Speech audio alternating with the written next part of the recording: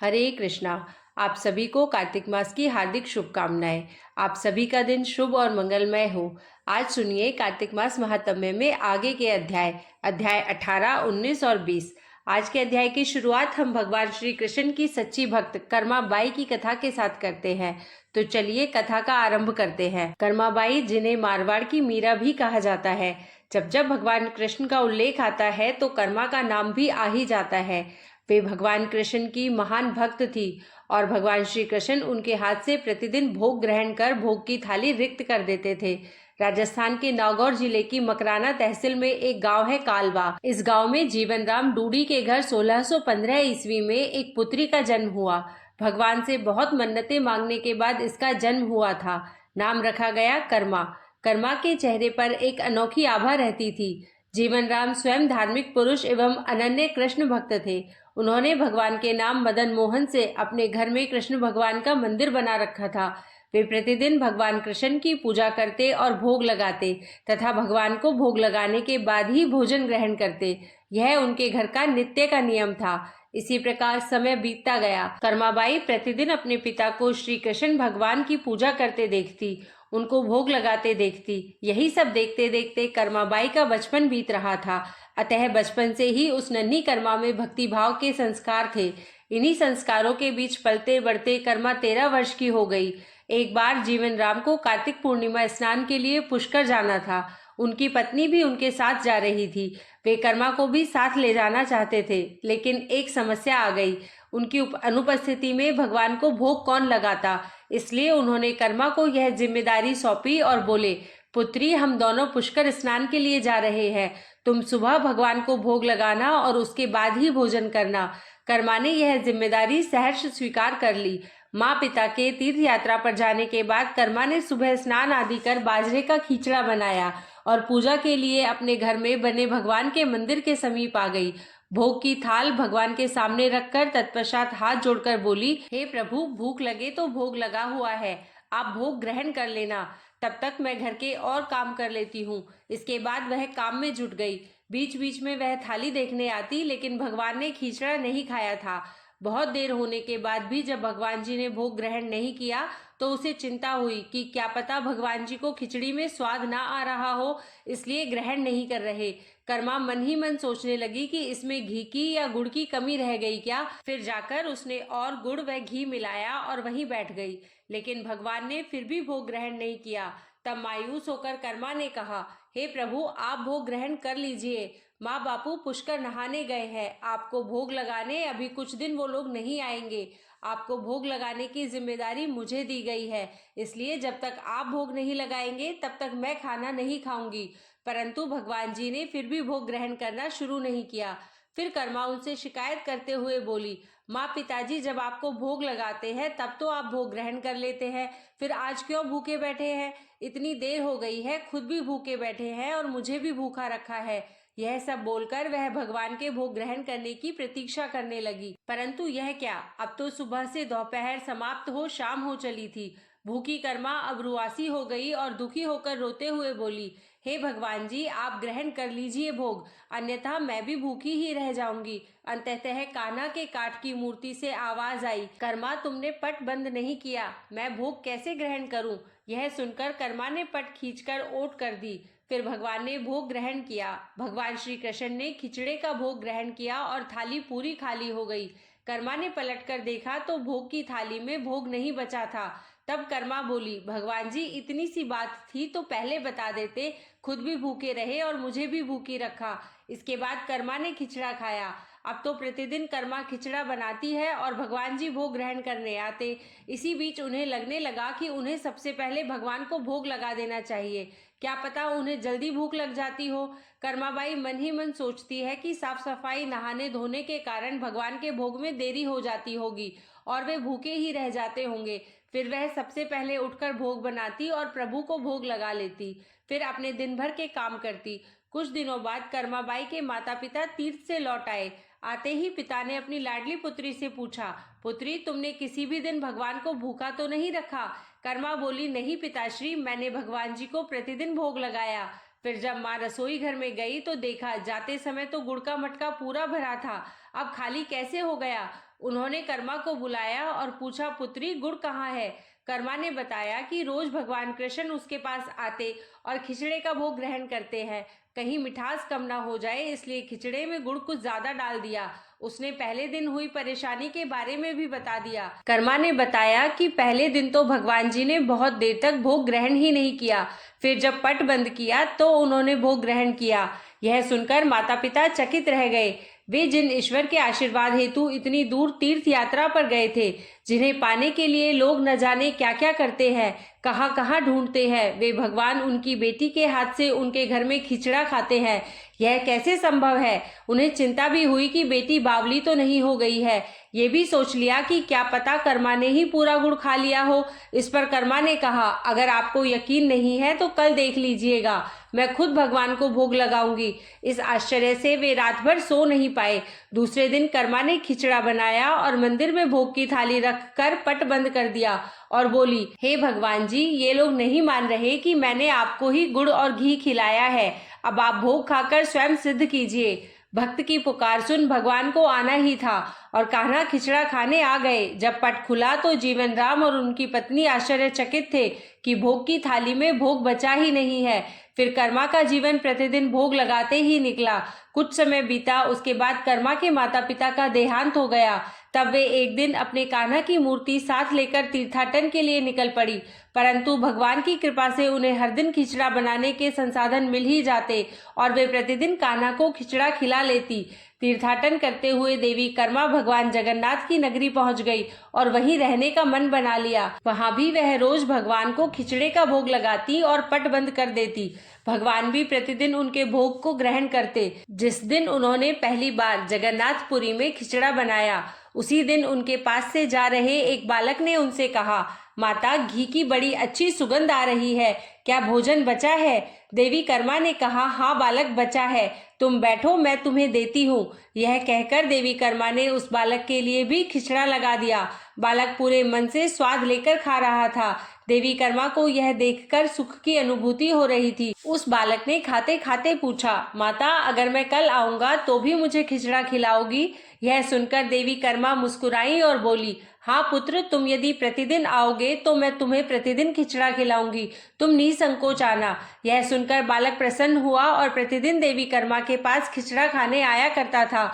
एक दिन जब वह बालक खाना खाकर जा ही रहा था, तभी उसने देखा कि एक साधु बाबा वहां आकर देवी कर्मा से कह रहे थे कि हे देवी, आप बहुत धार्मिक महिला हैं, भगवान को प्रतिदिन भोग लगाकर खाती हैं, परंतु इन सब के भी नियम होते हैं। आपको बिना नहाए ऐसा नहीं करना चाहिए। आप तो भगवान की परम भक्त लगती हैं। सो हे देवी, प्रतिदिन साफ सफाई करने के बाद नहा धोकर ही भगवान का भोग बनाया करें और लगाया करें। यह सुनकर देवी कर्मा ने उनको हाथ जोड़कर प्रणाम किया और कहा, जी साधु बाबा, आप जैसा कह रहे हैं मैं वैसा ही करूंगी। मैं इस बात से अनभिज्ञ थी। फिर साधु बाबा वहां से चले गए। अगले दिन से देवी कर्मा साफ सफाई कर नहा धोकर भोग बनाने लगी, परंतु अब भोग लगाने में देरी हो जाती और जब तक भोग नहीं लगता उस बालक को भी भोजन नहीं मिलता। बालक आकर माता से कहता, माता, देर हो रही है, भूख लगी है, भोजन दो। माता कहती, थोड़ी देर रुक जा लल्ला, मैं दे रही हूँ। बालक जल्दी जल्दी खाकर भाग जाता। कुछ दिन ऐसे बीते, परंतु यह कौन जानता था कि वह बालक कोई और नहीं, साक्षात भगवान जगन्नाथ है, जो प्रतिदिन बालक का रूप धर कर्माबाई के हाथ से बना खिचड़ा खाने आते थे। इतने दिनों में जब जगन्नाथ मंदिर में भगवान का पट भोग के लिए खुलता तो भगवान के मुख पर खिचड़े का झूठन लगा होता। एक दिन पुजारी ने मुस्कुराते हुए मन ही मन कहा, हे प्रभु, आपकी लीला भी अपरंपार है। जाने किस भाग्यवान भक्त के यहाँ आप जाकर प्रतिदिन खिचड़ा खाकर आते हैं। फिर पूजा अर्चना हुई और दिन बीत गया। रात्रि हुई। रात्रि को पुजारी के स्वप्न में भगवान जगन्नाथ आए और उन्होंने पुजारी से कहा, हे भक्त, तुमने सही पहचाना। मैं अपनी एक अनन्य भक्त कर्माबाई के यहाँ प्रतिदिन उनके हाथ का बना खिचड़ा खाने जाता हूँ। वह मुझे बिल्कुल अपने पुत्र सा लाड करती है। उनकी भक्ति से मैं अति प्रसन्न हूँ। परंतु इसी मंदिर के एक साधु ने उन्हें कुछ आम जीवन की ज्ञानवर्धक बातें एवं उपासना का तरीका समझाया है, जिसकी वजह से मुझे भोग लगाने में अब उनसे देरी हो जाती है। इसी वजह से मेरे मुंह पर खिचड़ा लगा रह जाता है। प्रभु की लीला भी अपरंपार है। वह तो सर्वव्यापी है, एक ही समय अलग अलग स्थान पर हो सकते हैं, परंतु मुख पर खिचड़ा लगाने की लीला उन्होंने इसलिए रची ताकि पुजारी के मन में यह प्रश्न उठे। उस प्रश्न के निवारण में प्रभु पुजारी जी को यह बता सके कि आम जीवन में हम अपने ज्ञान को जब दूसरे को बताते हैं तो वह सदैव ज्ञान के लिए होना चाहिए, न कि भक्ति के भाव को बदलने के लिए, क्योंकि सांसारिक जीवन के लिए ज्ञान आवश्यक है, ज्ञान महत्वपूर्ण है, परंतु जहाँ भक्ति होती है वहाँ ज्ञान का कोई काम नहीं है। भक्ति में भक्त अपने प्रभु के प्रेम में डूबा रहता है। उपासना के कई तरीके हैं, जितने भक्त जितने उपासक, उपासना के उतने तरीके।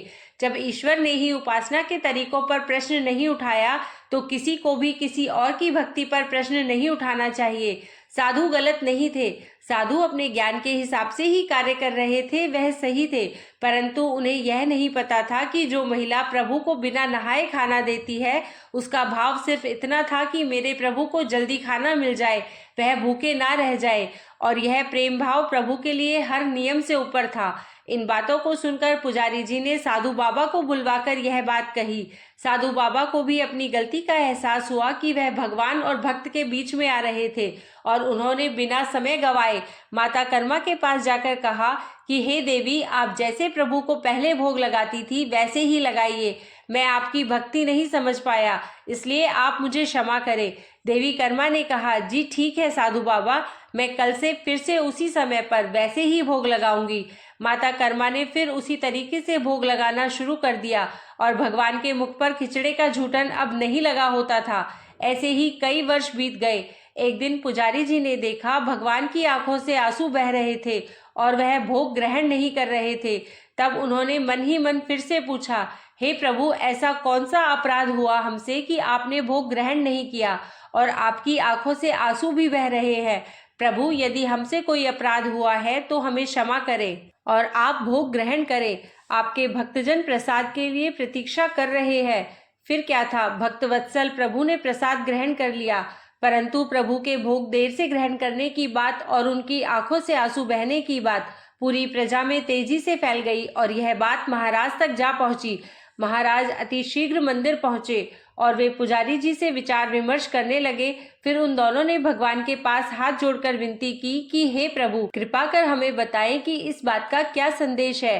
रात्रि पहर जब वे सो रहे थे तब भगवान राजा के सपने में आए और उन्होंने कहा कि मेरी एक अनन्य भक्त थी कर्माबाई, जो प्रतिदिन मुझे खिचड़े का भोग लगाती थी और मैं प्रतिदिन उनके यहाँ बालक रूप में जाकर खाया करता था, परंतु आज उन्होंने अपने अंतिम श्वास लिए और मुझ में सदैव के लिए लीन हो गई। अब मुझे बालक की तरह प्रेम कर कौन खिचड़ा खिलाएगा।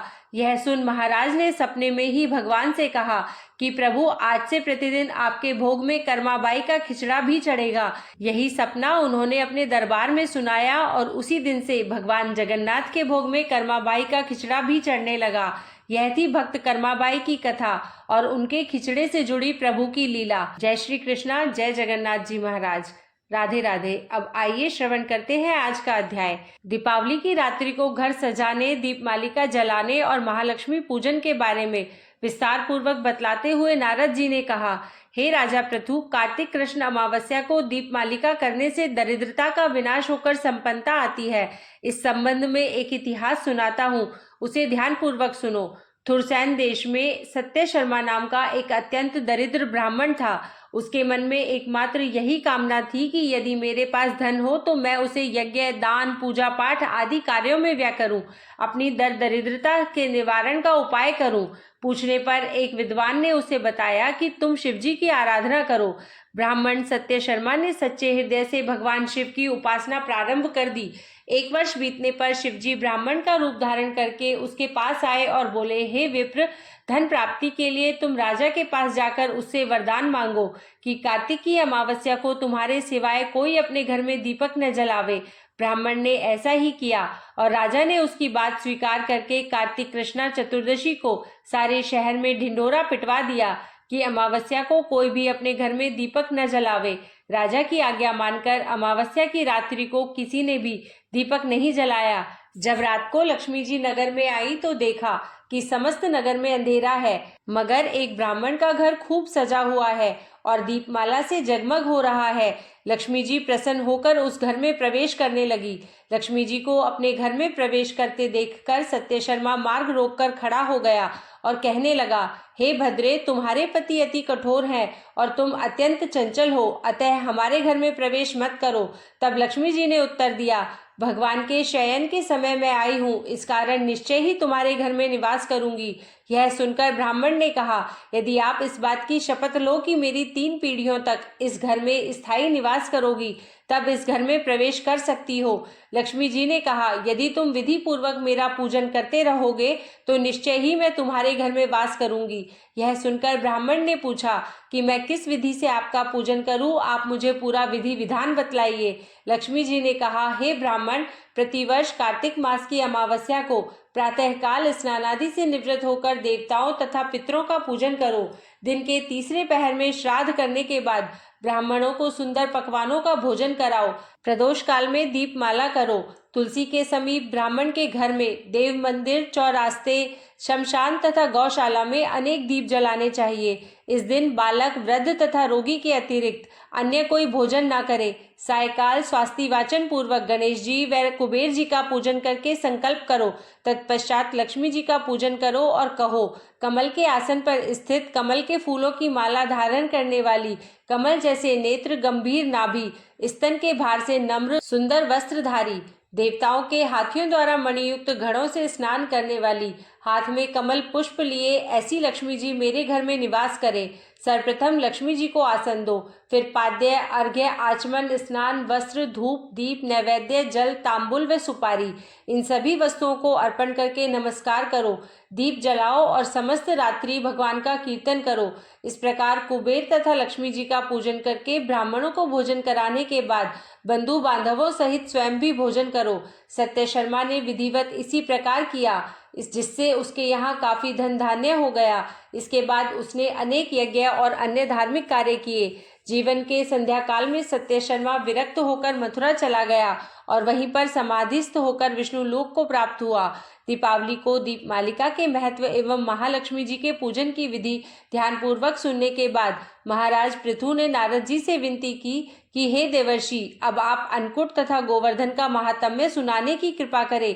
नारद जी ने कहा, दीपावली के अगले दिन कार्तिक शुक्ला प्रतिपदा को गोवर्धन पूजा तथा अन्नकूट होता है। इसी दिन पृथ्वी पर गोबर का गोवर्धन बनाकर उसका पूजन करे और अन्नकूट बनावे। ब्राह्मणों को भोजन कराने के बाद स्वयं भोजन करे। गौ तथा बैल का भी पूजन करना चाहिए। दिन के तीसरे पहर में मार्गपालिका बांधे। इसी दिन जामात्र अथवा जवाई का भी पूजन होता है, अतः जवाई को घर पर बुलाकर उनका आदर सत्कार और पूजन भी करना चाहिए। पृथु पूछने लगे, हे नारद जी, सबसे पहले यह पूजन किसने और कब किया था, कृपया यह भी बतलाइए। तब नारद जी बोले, समुद्र मंथन के समय जब लक्ष्मी जी समुद्र से उत्पन्न हुई, तब विष्णु भगवान के साथ उनका विवाह हुआ। इससे आनंदित होकर समुद्र ने भगवान की स्तुति की।